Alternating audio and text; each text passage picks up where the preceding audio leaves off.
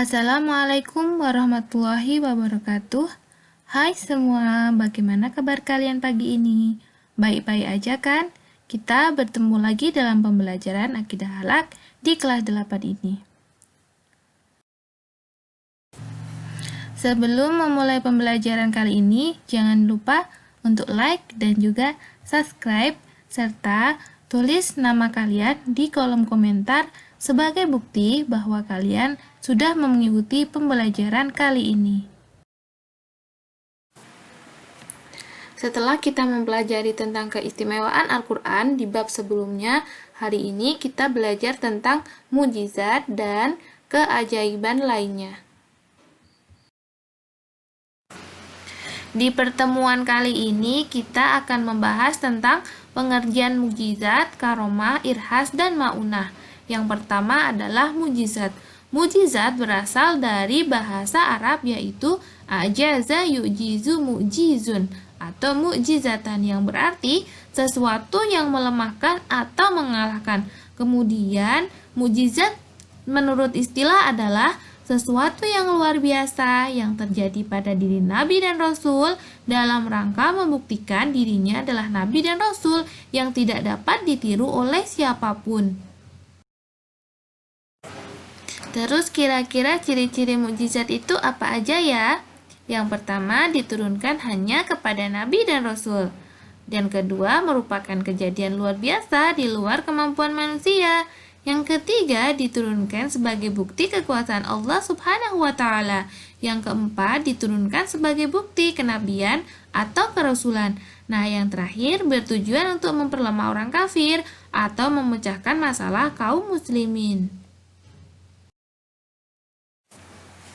Nah, mukjizat ini dibagi menjadi dua, yaitu mukjizat kauniyah dan mukjizat akliyah. Apa itu mukjizat kauniyah? Mukjizat kauniyah adalah mukjizat yang tampak dan dapat dirasakan atau dapat ditangkap oleh panca indera. Mukjizat kauniyah ini disebut juga mukjizat terbatas. Nah, contohnya adalah tongkat Nabi Musa yang bisa membelah lautan. Kemudian, apalagi itu mukjizat akliyah?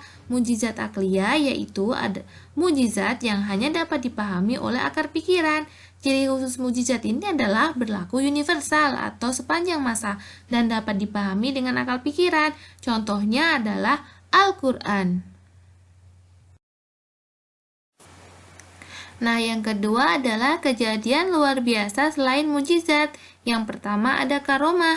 Apa itu karomah? Karomah adalah kejadian luar biasa yang dianugerahkan Allah kepada seseorang yang soleh dan taat kepadanya.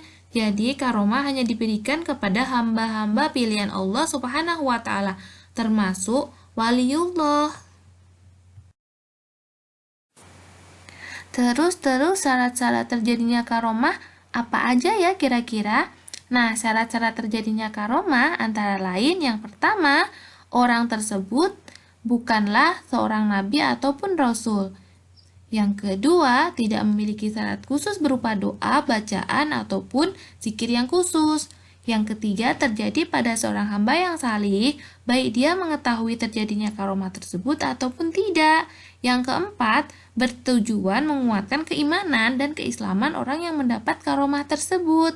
Nah, yang kelima, diberikan oleh Allah kepada hamba-hambanya yang benar-benar beriman serta bertakwa kepadanya. Selain punya karomah, kita juga punya irhas nih. Apa itu irhas?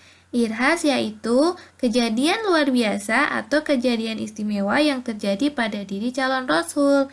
Contohnya adalah Nabi Isa. Sebelum menjadi nabi, sudah memiliki tanda-tanda kenabian. Ia dilahirkan tanpa ayah, dan ketika masih bayi, Nabi Isa sudah dapat berbicara dengan jelas dan tegas.